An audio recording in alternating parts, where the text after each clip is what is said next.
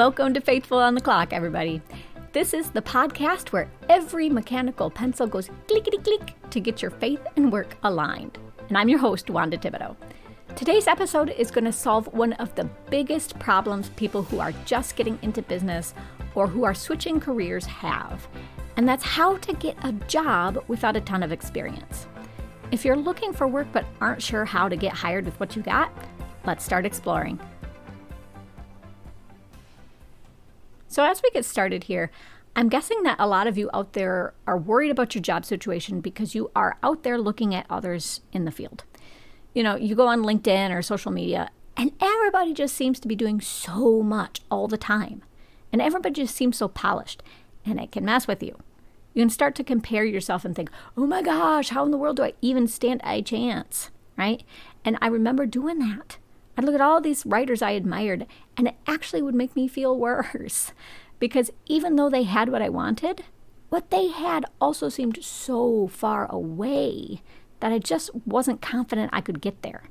It felt like they were in a completely different world. So what I want to emphasize right out of the gate is, if you are going to be looking at, these aspirational people, back it all up. Don't focus so much on where they are. Focus on how they started and understand their whole journey. Because I guarantee a lot of that stuff, you absolutely can replicate and build in your own way. And the other thing is, I'm just going to be real with you here. As a writer, I have found and reported on the research studies that show that a lot of people out there really are faking it. I mean, in the age of TikTok and AI content, you probably don't need me to tell you that. But the point is that it can skew your perception of what people in your demographic are achieving. And one specific thing, we know now that a lot of candidates are taking advantage of the labor shortage that a lot of industries have to ask for these more senior sounding titles. And the entire intent is to have that title to seem more impressive and then get more opportunities. But the candidates don't necessarily have much experience. They just sound like they do. Now that can be discouraging from the standpoint that you've got all of these people out there being dishonest. And I'll be honest, I hear about this stuff and my sense of justice kicks in and I start daydreaming about going up to their faces and, just giving them all these little rapid turtle slap towards some integrity. But it also can take some of the pressure off if you understand most people out there are just trying to make it just like you are. They're not any less scared or hustling more than you are. They're not necessarily more skilled or better educated. And the advantage you have as a Christian who's going to operate under a value of truth and honesty is that you aren't going to have the stress of keeping up appearances all the time. You're going to be able to come to people and ask questions and learn and know that you earned what you have. And companies do value that. They want people who are going to tell it like it is and be the real deal right from the beginning. That's what builds trust, okay? And it's trust that's going to make them recommend you for better things down the line. So one of the biggest things is worry less about what the position you're applying for is and more about whether it contains the type of skills necessary for the job you really want. So let's say you want to be a social media manager, and you might think of that as a communication job. But there's actually quite a bit of analytics and organization involved. You're looking at tools to show you how the audience is engaging and planning out specific campaigns and all of that. So jobs like being a forensic science technician or a finance auditor, those are positions that are going to develop those skills. And then when you go to write your resume for the social media manager job, you make sure you're putting those transferable skills front and center and showing the results that came from you applying them. Now, if you cannot get a traditional job that will develop the skills involved, you got 3 other options, okay? You can intern, volunteer, or take classes towards some kind of certification. And especially now with so much being online, I think you've got a lot more class and certification options that are low cost or even free. And the internships and volunteering sometimes can be remote too, which takes away some of the limitations. But I want to emphasize here, hard skills, those matter. But they are not your ticket, because so much of those hard skills can be delegated to technology now. As those tools advance, we're seeing a shift where companies really are looking more at the soft skills. Things like the ability to persuade or adapt, They're looking for people who can be team players, communicate well, who are dependable and ambitious and eager to learn. So I know for myself, one of the soft skills I'm trying to develop is emotional responsiveness, because my inability to just acknowledge what I'm feeling in the moment kind of gets in the way of upholding boundaries in a healthy way. For you, maybe it's managing time or just being more reliable. But I'll point out here that a lot of those soft skills companies look for, even if the company doesn't advertise itself as a Christian business, the soft skills often directly mirror the attitude and values you are supposed to have as a Christian anyway. Things like showing some humility or honoring your word and being consistent in how you show up, those aren't just skills, they're character. So when you develop these skills, you also have a wonderful opportunity to build your faith and direct yourself toward being the kind of person who reflects God well. But here's the big thing about your internships and volunteering, or even getting some kind of certification. In my own career, the biggest regret I have is that I was not more aggressive about going out to make connections with people. And again, it was this feeling of looking at people in the field and having this sense that they were just out of my league. Like I didn't have permission to contact them. But when I got into business writing through some third-party companies, and I started working with a lot of these executives out there, what really surprised me was how personable so many of them were. Like they'd talk about their kids or just these crazy experiences they had and everything they'd struggled with and learned. And the light bulb started to go off in my head where I understood that these are just real people. And on top of that, these business types, they're really good about taking some healthy risks. So they'll tell you, what's the worst that could happen? But they'll tell you, just reach out. Just put yourself out there. Let people see you. Be visible. So all that said, so much of the value of interning or any of that is not just the skills. It's in building that network of people who understand they can trust you. Because especially in an industry like writing, especially as AI changes things and companies are downsizing all over the place, being able to have somebody who will give you a letter of recommendation, who can introduce you to others you could work with or learn from, that's worth its weight in gold. So if you aren't doing it already, get out there into your communities, go to the free conferences or whatever, get on social, maybe get some pitches together to do some free webinars or some freelance consulting. Just go meet as many people as you can. And there's really no specific agenda. You're just trying to find people with similar values who can support you in different ways. And then, once you know a few people, don't be shy about letting them know both what you need and what you can offer back. Because relationships, they're reciprocal, right? And part of your obligation as a Christian professional is to be loving to other people, which means you can't just be in it for yourself. You've got to always be looking at how you can serve, even as you advance your own story. And doing that over time is going to help you build a loyal following that does get high-level attention. So as you're developing these relationships and connections, one goal is to get as much feedback as you can. Because let's face it, most of us, we're biased. We've got information gaps. And so our perception of what our strengths and weaknesses are can be pretty awful. And other people are going to be able to tell you what to work on to get where you want to go. They can level with you about what's going to fly for certain jobs and what won't.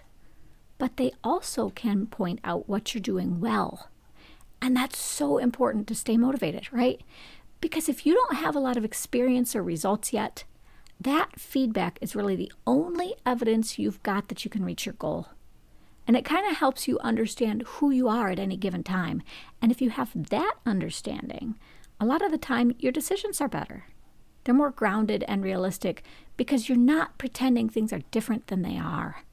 And you can be more confident as those good decisions add up. Now keep in mind here, one-on-one connections, I think that's the ideal way to get feedback because people can see a little bit more of who you are. But another thing you can do is apply to jobs speculatively. And that means you apply knowing you probably won't get the job.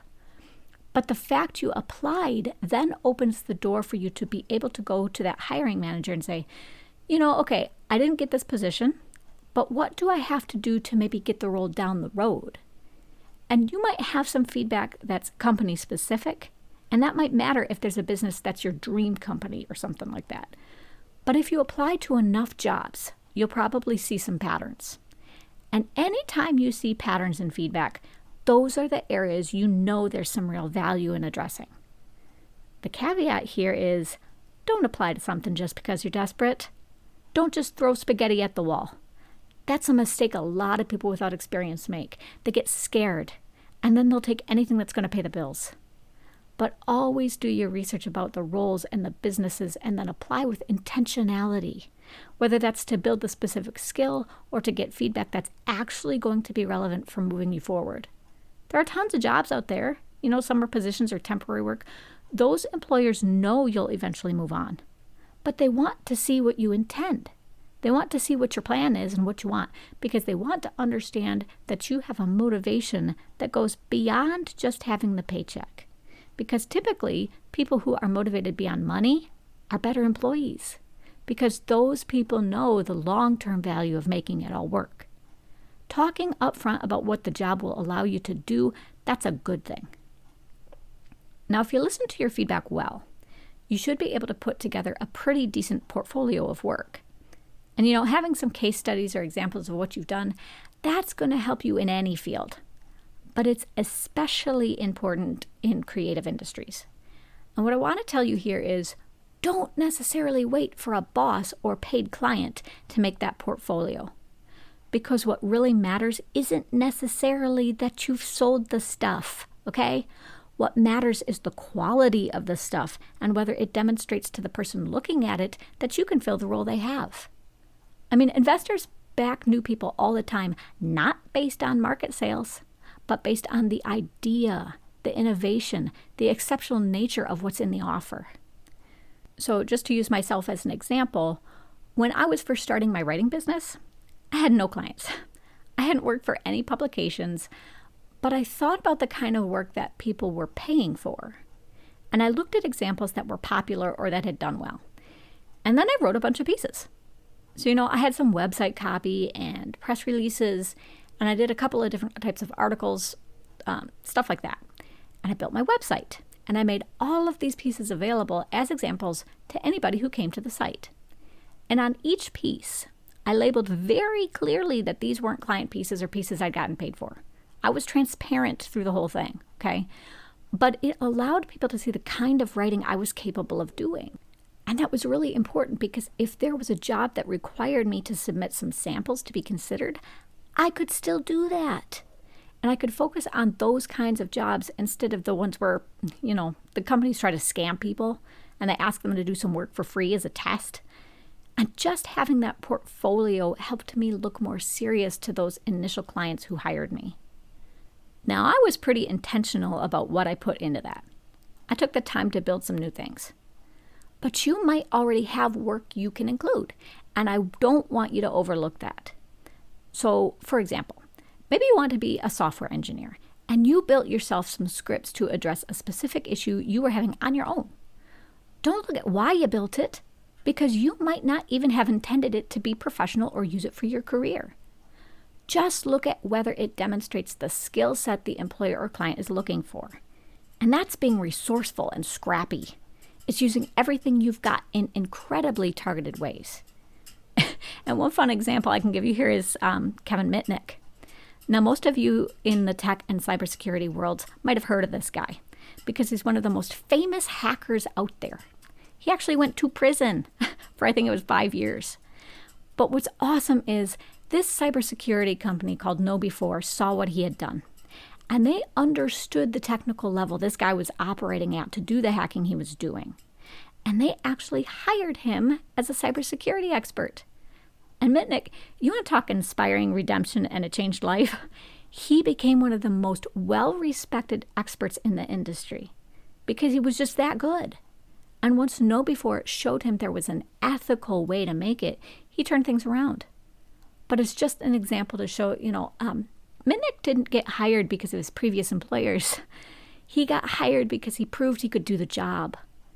So if you can do some standout work and put together a portfolio that shows your capability, there absolutely are companies that are going to consider you because they're looking for talent that can help them stay competitive, not necessarily a pedigree. The last thing is, make sure you practice for the interview. And to be clear, when I say practice, I do not mean to necessarily come up with some rehearsed responses, okay? That's what most people do, and it's a mistake because you do not know for sure what the hiring manager is going to ask you. And if you get something you haven't rehearsed for, you can panic and freeze. So the goal with interview practice is to just be comfortable in that high-pressure situation so you can think and be flexible and at ease. If you can just have a conversation and talk with a hiring manager like you're both real normal human beings without this funky power dynamic going on, they're going to be able to see more of who you really are and how you mentally process. If you do not show them that, there's no way they can make an accurate assessment of whether you're going to be a good fit for the role and the culture of the business. So I hope some of this gives you an idea of how to apply well, even if you haven't worked a lot or been in a specific field before. But just remember, this is the long game. It can take some time to get through this. And so being realistic, I'd encourage you to take advantage of any financial assistance you can. Maybe there are some grants or programs you can apply for that will help. Or even just finding somebody who might let you crash with them for a while to cut your costs and let you focus on the job search. Don't be afraid to ask for that help, okay? Especially here in the United States, we're seeing a huge trend of younger workers continuing to live with their parents or tapping community programs because honestly, money's tight. But being willing to take a little help to get going, you're going to be in such a stronger position down the road that you'll be able to pay it forward. And remember, we take out loans all the time in business as an investment to be successful. So you go ahead and do what you've got to do, and don't feel guilty if you lean on other good people for a bit. But let's wrap it all up with a prayer. Lord, I remember how terrified I was that I was never going to get hired anywhere. And I know there are a lot of people listening to this show who have the exact same fear. So my prayer for them today is that they can hold on to the understanding that you put people exactly where they need to be, when they need to be there. And just give them the patience and trust to keep applying. And if those rejections come for a while, remind them in your own way that your timing is never a mistake. Bring them all the good things they want to use for your glory. In Jesus' name, I pray. Amen. Well, the dog is starting to give me the side eye over here and guilt tripping me into getting off this mic. So I'll give you a quick heads up that for our next episode, we'll be covering what's known as George Bailey syndrome. In other words, how do you make sure as you serve others that you're not completely sacrificing your own dream or what God's called you for? It's one of the biggest internal conflicts you'll ever have as a Christian professional, especially early in your life when ambition speaks loudest. Visit our sister site, faithfulonthe.clock.com, for more great Christian business content. And until the next show drops, be blessed.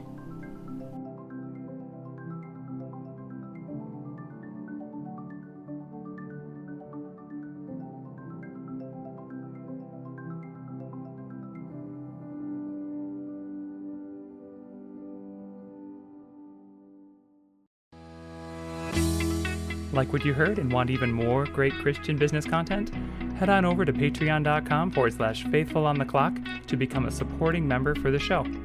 You'll get access to options like early episode access, bonus episodes, videos, Bible studies, curated articles, and more in a tier plan that's right for you. Show your support for this podcast, and remember, enormous change can start with you.